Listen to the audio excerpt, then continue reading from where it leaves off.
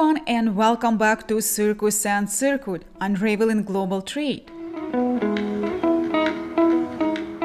I'm your host, Kate Foronda, and today, as I promised last time, we are talking about something that quietly shapes the way goods move around the world: sanctions. You won't see sanctions at the port, on a ship, or in a contract, but they can stop a shipment cold. They can change the course of a business deal, crash entire industries, and even isolate entire countries. So, what are sanctions? Who decides them? And how do they affect trade, especially in industries like oil, metals, and tech? Let's break it down clearly, simply, and with real-world stories.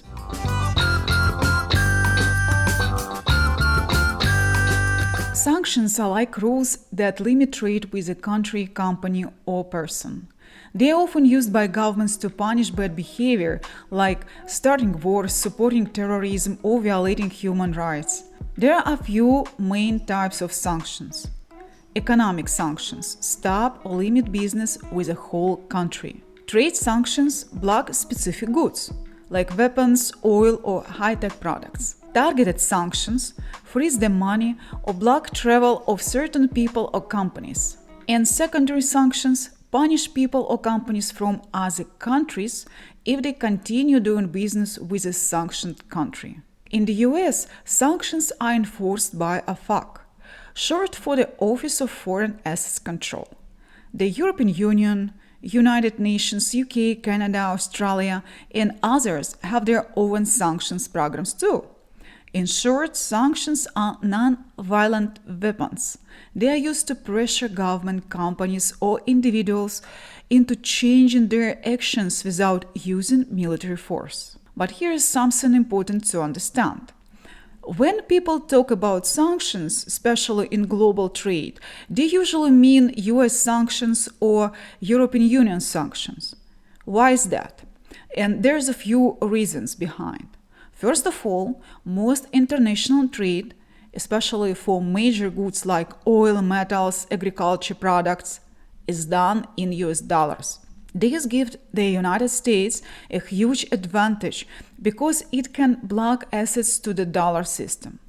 Even if a company based in Europe, Asia, or Africa, and if it uses dollars to settle a deal, it could still fall under US sanctions. Then, the US has enormous influence over the global banking system. Big international banks, even non-American ones, want access to US financial markets. So, when the US says, if you deal with this sanctioned company, you could lose access to the dollar system, banks listen and act fast. Finally, the US and EU economies together represent a huge share of global demand. Losing access to these markets is a serious blow for many companies and countries, much bigger than losing access to smaller economies. Question is, can other countries impose sanctions? Technically, yes, any country can.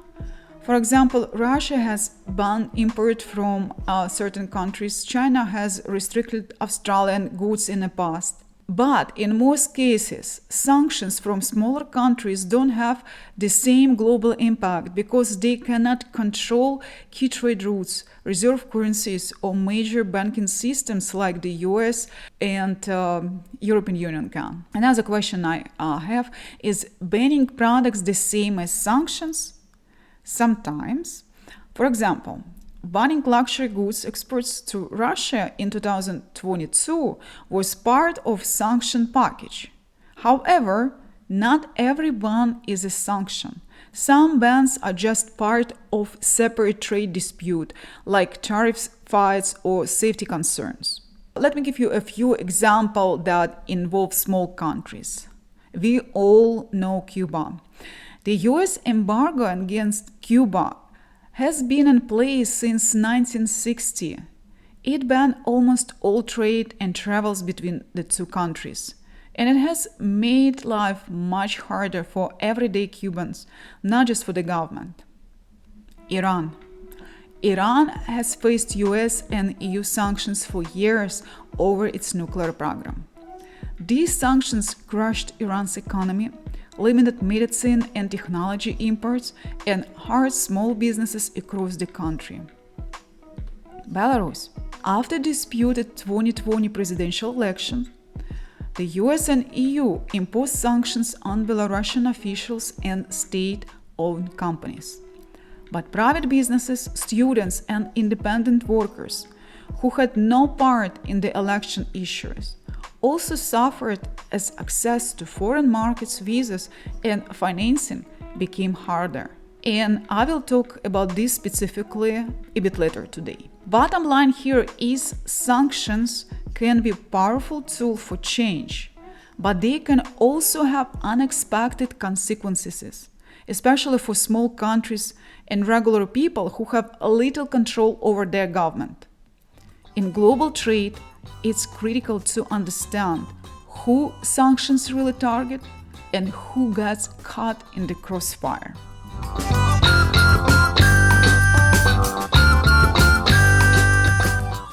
Now, let's look at 3 big examples of sanctions in action. Example number 1 is Russia.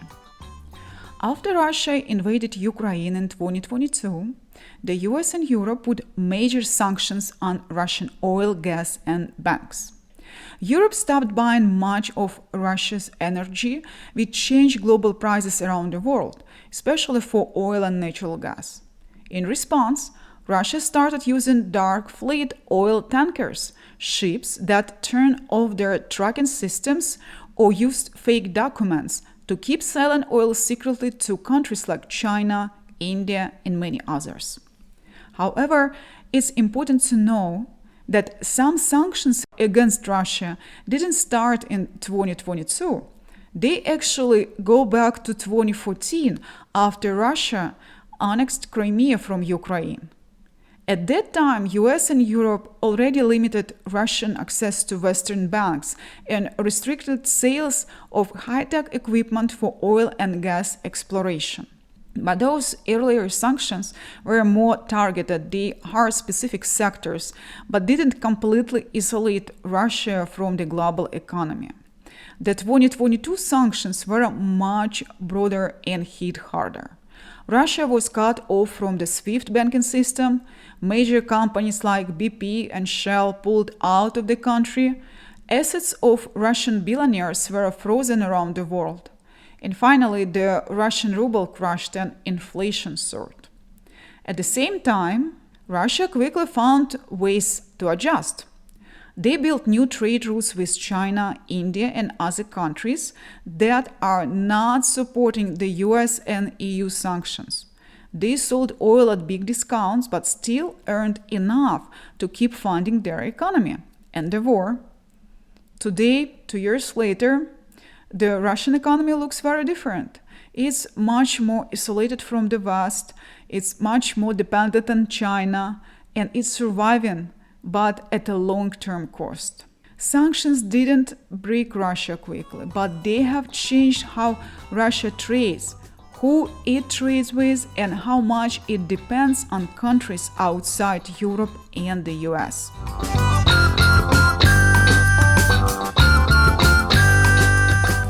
My second example will be Venezuela. The US sanctioned Venezuela's national oil company, PDVSA, mainly because of corruption, election fraud, and political repression under President Nicolas Maduro.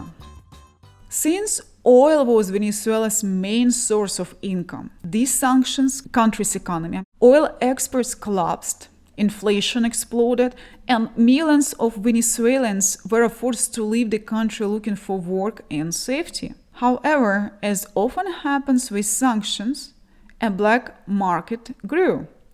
Venezuela kept selling oil, but in secret. Shipments were often mislabeled, ownership papers were changed, and oil was sold through middlemen like China, Cuba, and even sometimes through shady third-party deals in European countries. At the same time, the US kept tightening the pressure. American companies were banned from doing business with PDVSA, and even companies outside the US could get into trouble if they traded Venezuelan oil. However, things started to shift in 2023. The US slightly relaxed some of the sanctions after the Maduro government made promises to hold fair election and negotiate with the opposition. American oil companies like Chevron were allowed to restart limited operations in Venezuela, but under strict conditions. It wasn't a full reopening, just a small window. Venezuela still faces heavy restrictions, and much of its oil industry remains damaged from years of underinvestments and mismanagement. Those sanctions on Venezuela show how hard it can strike a balance. If they are too harsh, they can crush a country's people, not just the government. But if they are too soft, they may not create real political change. Venezuela today is still caught somewhere in the middle, trying to rebuild, but still living under the shadow of sanctions.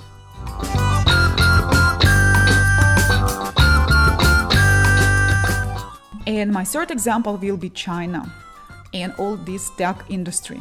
This is another example.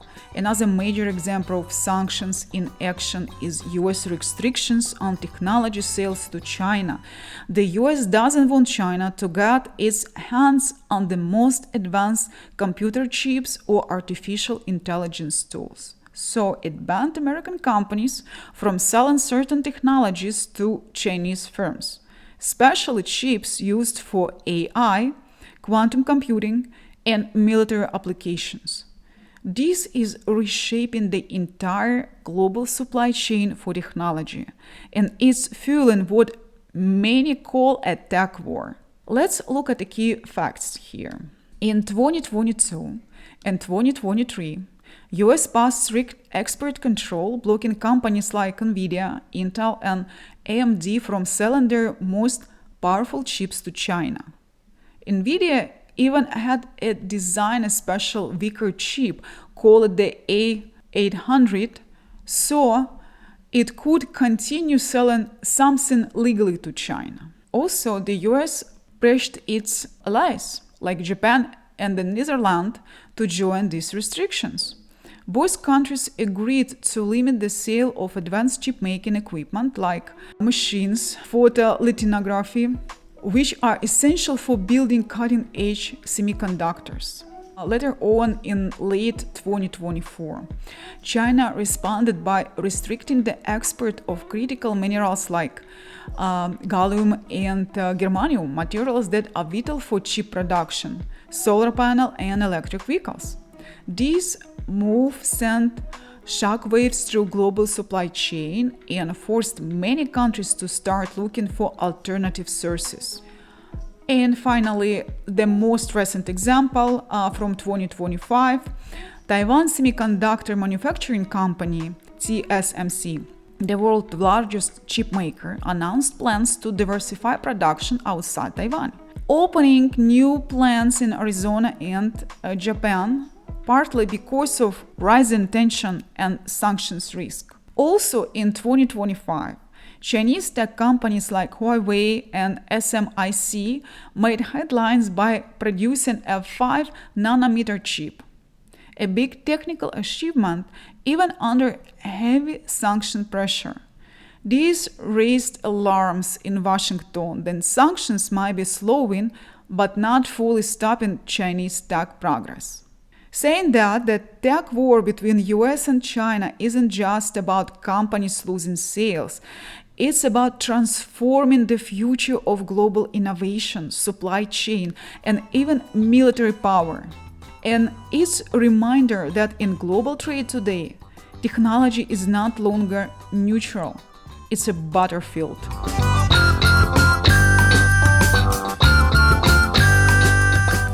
If you're on a global trade, ignoring sanctions is a huge risk. One wrong deal could get your company fined, blacklisted, or even worse. So, how do companies stay safe? First of all, they screen partners and buyers using sanctions list. They check if goods could be used for both civilian and military purposes. They are called dual-use items. Also, they work closely with banks and compliance software to avoid accidental violations. But there is a problem. Some companies are too careful.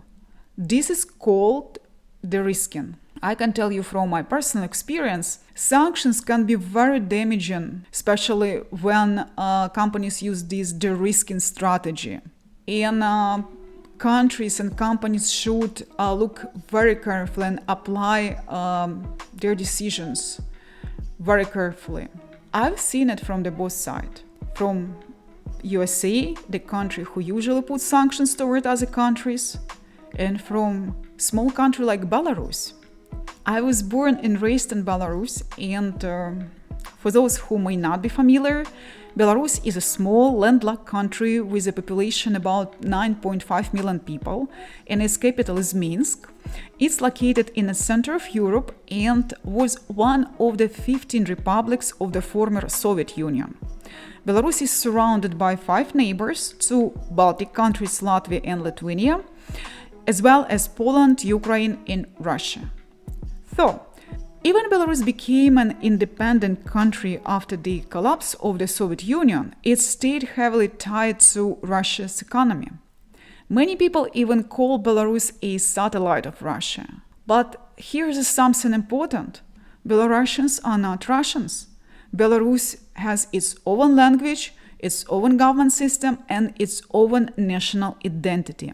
Like many other countries, Belarus faces problems like corruption and human rights violation. And when the US or European Union wanted to pressure the Belarusian government, they sanctioned top officials and also large state-owned factories like Grodno Azot, Belarus Kali, which are directly controlled by the government. And that is completely understandable when the goal is to hit corrupt leadership. But here is the issue. Regular people often end up paying this price.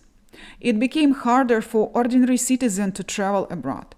It became harder for small private businesses who had nothing to do with the government to find partners or investors. Even though sanctions were meant to target the regime, they created fear about the entire country. Belarus has excellent education system, especially in STEM, science, technology, engineering, and math. For years, companies like IBM hired Belarusian computer scientists and programmers. But after sanctions increased, opportunities dried up. Global companies became hesitant to work with anyone connected to Belarus, even small, honest private businesses, just out of fear. They assumed if it's from Belarus, it must be risk. And this is a real example of de-risking. And it shows how sanctions, even with good intentions, can unintentionally hurt the people who are least responsible for political problems. In global trade, it's important to remember. Target the corrupt systems, but do not isolate everyday people. And don't be afraid to work with companies from sanctioned country if they are truly independent and compliant.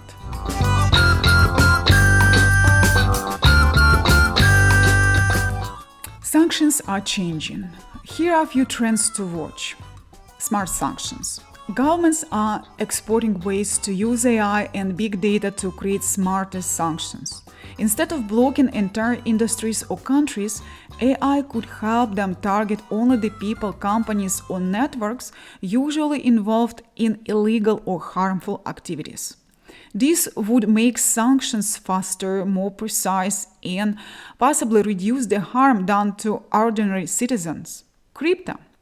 Cryptocurrencies like Bitcoin and stablecoin can be used to move money outside traditional banking system, helping some groups evade sanctions.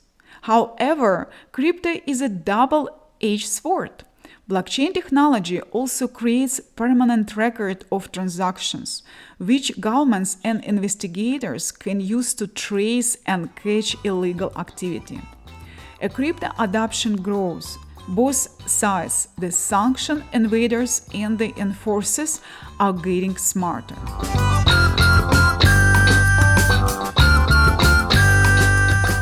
New coalitions.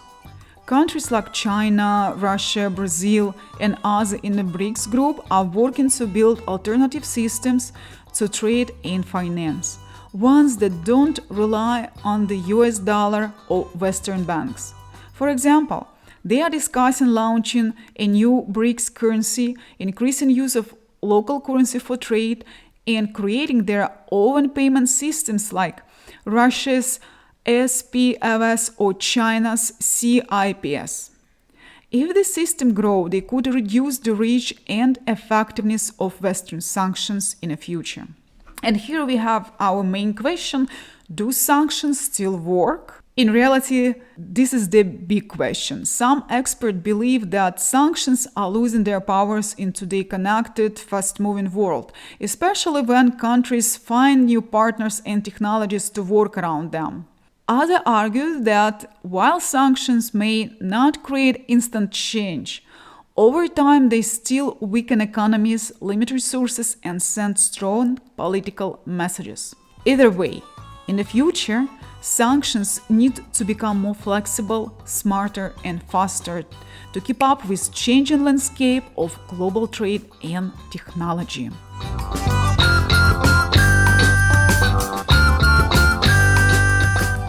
Sanctions don't always make the news, but behind the scene, they decide who trades, who profits, and who gets left out. If you work in global trade or just care about how politics shape business, this is a topic that you need to understand. If you want to hear more about sanctions, or if you have a question or feedback, feel free to reach out. You can find me on platforms like LinkedIn or through my website foronda.us. Stay informed, stay sharp, and remember, behind every blocked shipment, there is a much bigger story unfolding.